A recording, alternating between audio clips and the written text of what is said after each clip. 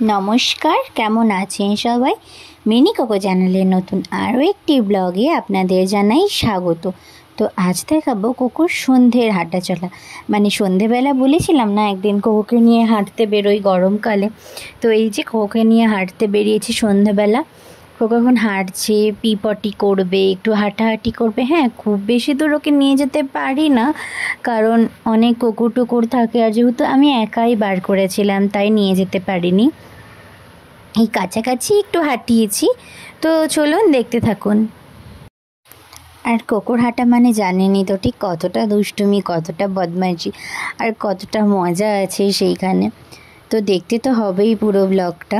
তো যাই হোক, এবারও হাঁটছে, একটু ঘুরবে ফিরবে। আসলে প্রচণ্ড অন্ধকার, তো তার জন্য বলেছিলাম পাড়ার রাস্তাগুলো ভীষণ অন্ধকার থাকে, শুধুমাত্র পোলে পোলে লাইট থাকে।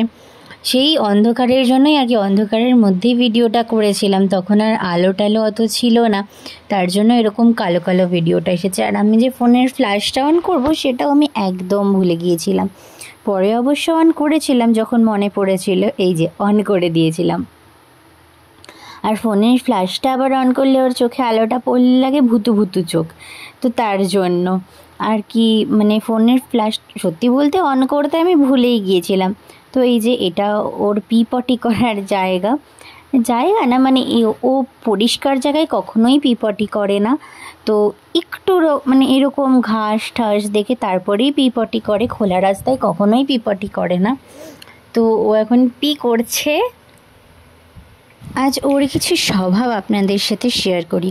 এই যে এই কোকো যখন অনেক ছোট ছিল, যখন ও ভীষণ অসুস্থ ছিল, ও ভুল করে অনেক কদিন, ভুল করে না হয়তো ইচ্ছে করেও অনেক কদিন না বাড়িতে ঘরের ভেতরে আমার পটি করে দিয়েছিল, করে দিয়েছিল। কিন্তু যখন আস্তে আস্তে বড় হলো, ও সুস্থ হলো, ও বুঝতে পারলো হ্যাঁ আমরা কিন্তু কোনো রকম কোনো ট্রেনিং দিইনি। হ্যাঁ, ছোটো থেকে ওকে বার করতাম পটি করার জন্য, কিন্তু ওই প্রপার ট্রেনিং যেটাকে বলে সেটা কখনোই দিইনি।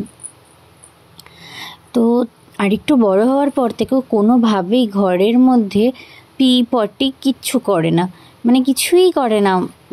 ভুল করে তো পটি করেই না। এবার খুব ধরুন কখনো পিটা করে ফেলে এক্সাইটমেন্ট, ধরুন অনেক দিন পর কোনো প্রিয় মানুষকে দেখেছে ওর, তখন এক্সাইটমেন্টেও করে ফেলে, কিন্তু পটি তো নাই। মানে এতটাই ও ভালো, এতটাই ও ভদ্র বলা চলে এক কথায়। তো অনেকে বলে যে ট্রেনিং দিয়েছে, ট্রেনিং দিই আমি কুকুরকে, কোনো রকম কোনো ট্রেনিং দিই না। আর ট্রেনিং দিলেও বোধহয় সেটা খুব একটা ভুল হবে না। হ্যাঁ, আমি ওকে শিখিয়েছি, ও যেটুকু জানে, হ্যান্ডশেক করতে জানে, লাফ জাম্প বললে জাম্প করতে জানে, কাম বললে আসে, সিট বললে বসে। এগুলো খুব নর্মাল। আবার অনেক সময় যদি বলি এখানে চুপ করে বসে থাক, ও বসে যায়। এগুলো তো খুব নর্মালি, এগুলো কোনো হাইফাই কিছু নয়। আর পটির ব্যাপারটায় আমি ভীষণ তাজ্জব, কারণ অনেকেই বলতে শুনি, এবং আমারই একটি বান্ধবী যার একটি পেট আছে সেই বলে আমি এই পটির সমস্যায় প্রচণ্ড ভুগছি। প্রায় 3 বছর বয়স কুকুরের, এখনও ভুগছে, কোনোভাবেই ছাড়াতে পারছে না। বাথরুমে প্র্যাকটিস করিয়েছে তারপরে লিটার বক্স এনেছে ওর জন্য, কোনো কিছুতেই কিছু হয়নি। ওনাকে সেই ঘরের মধ্যে বিছানাতেই পটি করে ফেলে।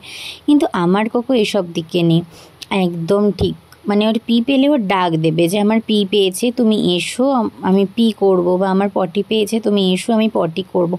ও ডাক দেয়, তো আমরা তখন বুঝে যাই ওর পটি পেয়েছে।